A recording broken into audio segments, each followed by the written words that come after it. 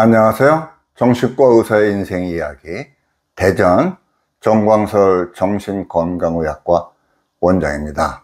네, 오늘은 요즘에 많은 분들이 알고 계시죠. PTSD, 외상후 스트레스 증후군. 그건 상당히 어려운 병입니다. 아주 험한 경험이라고 그럴까요? 정신적으로 또는 신체적으로 아주 큰 고통, 어려움 이런 걸 겪고 난 후에 이때도 이제 심리적이고 또 신체적인 변화도 같이 따라오게 되죠. 힘들어하는 그런 경우를 이제 외상후 스트레스 증후군 그럽니다. 요즘에 소방관 한 분 저한테 오시는 분이 있어요. 응급의료 담당하고 밤중에 출동하고 역할을 하는 분이에요. 많이 힘들어 하세요. 잠을 잘 못 자고 그래서 힘들다. 그러는데 왜 못 자냐? 추락사고를 몇 번 경험을 하셨나 봐요. 높은 빌딩에 자살하려고 떨어진 경우. 참 험하죠. 담당하는 역할이니까 처리를 해야 되고, 오래전에 그런 것 때문에 계속 꿈에 나타나고 그래서 힘든 중인데, 저한테 다니는 최근에도 또 한번 그런 사고가 있어갖고 갔더니, 요번에 이제 그 문제 때문에도 힘들지만 그 옛날에 있었던 그것 때문에 이제 겹쳐지고 그래갖고 너무 힘들다, 잠도 못 자, 그래서 약도 좀 조정하고 드렸습니다. 상당히 어려운 외상 또는 심리적인 충격 이런 걸 받고 난 뒤에 요즘 이제 많이 알려진 PTSD, 외상후 스트레스 증후군 때문에 이제 고생하는 분들이 생길 수가 있어요. 저는 이제 의사의 입장에서 PTSD라는 말이 너무 쉽게 쓰이고 있다 이런 생각이 듭니다. 그래서 오늘은 그걸 좀 어떤 증상이 있어야 외상후 스트레스 증후군이라고 말할 수 있는가, 진단을 내릴 수 있는가, 그걸 좀 말씀드릴까 그래요.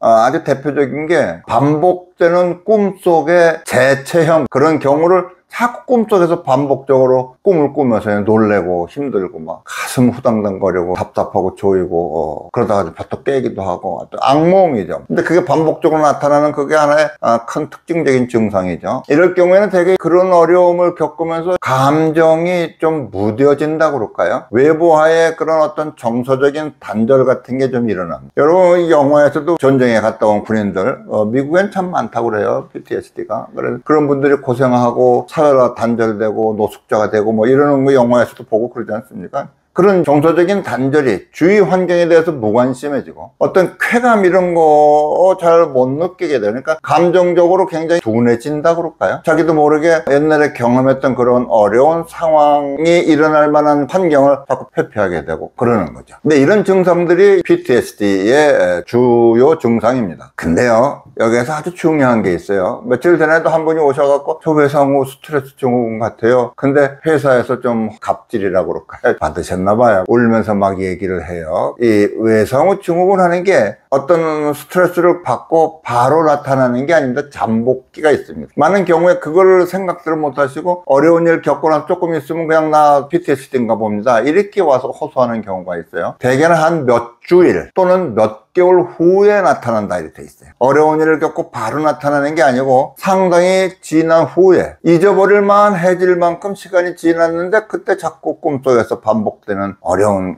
상황을 꾸게 되고 이래서 이제 힘들어지는 경우죠. 어려움을 겪고 바로 나타나는 게 아니다라는 거가 하나 우리 일반인들이 꼭 기억해야 될 필요가 있고요. 그 다음에는 이제 대부분 회복이 된다. 우리가요, 생각이 참 중요합니다. 이게 나 PTSD인가 봐? 그럼 나 이제 이거 고질병 걸린 거 아니야? 이렇게 그냥 생각에 넘어가 버려요. 그럼 그게 언젠가부터는 그렇다고 믿게 되고 그 다음에는 그게 신앙처럼 믿게 돼요. 그래서 나는 그래서 문제가 생겨버렸다 이렇게 믿어요. 진료 중에 약도 주고 이렇게 대화하면서 격려도 해주고 이렇게 하는 거가 거부돼요. 나는 PTSD라고 확고하게 믿는데 왜 너는 자꾸 딴소리를 하냐? 왜 나를 괜찮다고 그러냐? 괜찮아질 거라고 그러냐? 그러면서 괜찮아지고 좋아질 거라고 권유하고 권고하는 의사의 말을 거부해요. 노골적으로 난 당신 그런 말 하는 거 듣기 싫어요 이러지 않아요. 네 그러면서도 마음속에서는 그거를 잘 안 받아들여요. 마치 받아들이면 내가 그 어려움을 겪게 된 원인 제공이 있지 않겠어요? 그것이 뭐 사건일 수도 있고 사람일 수도 있고 그런 거에 대해서 내가 용서한다 그럴까요? 아니면 이제 관계가 끊어진다 그럴까요? 이런 생각이 알게 모르게 드는 거예요. 그래서 자꾸 그걸 붙잡고 있게 돼요. 그러다 보니까 점점 길어져요. 점점 길어지다 보면은 그때는 이 고질병이 되는 거예요. 중요한 거는 다수가 회복된다 이렇게 돼 있어요. PTSD가 힘들긴 하지만 그런 경우가 왔을 때도 혼자만 노력하는 것 같고 어려울 수도 있죠. 치료적인 환경에 와서 도움도 받고 또 상담도 받고 이렇게 극복을 하는데 다수가 회복된다는 것을 꼭 기억하실 필요가 있어요. 한 번 빠지면 질레 고생한다가 아니고 극복할 수 있다. 네, 그 생각을 꼭 하셔야 돼요. 나쁜 기억하고 외상후 스트레스 장애하고를 혼동하는 수가 있어요. 트라우마라는 말이 마치 트라우마를 받으면 외상후 스트레스 증후군에 빠지는 것이 순서인 것처럼 생각들을 흔히 하는 거. 그래서 미리 걱정을 하고 와요. 미리 걱정이라는 말보다는 미리 진단을 내리고 온다는 말이 더 비슷할 수 있을 것 같아요. 나는 외상후 스트레스 증후군인 것 같아요. 증후군입니다. 이렇게 얘기하고 오는 분들도 꽤 있어요.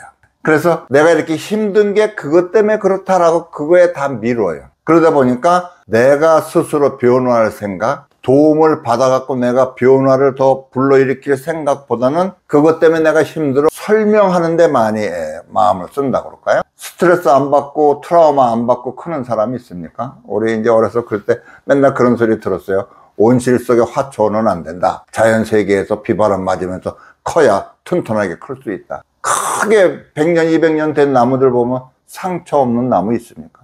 우리가 이제 살면서 여러 가지 스트레스를 받는데 그 스트레스 받았다고 해서 다 스트레스 증후군으로 빠지는 건 아니다.